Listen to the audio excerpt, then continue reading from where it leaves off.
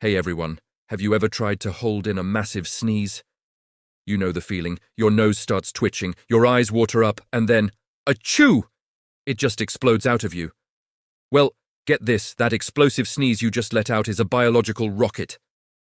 Scientists have clocked the speed of a sneeze, and it can travel up to an incredible 160 kilometers per hour.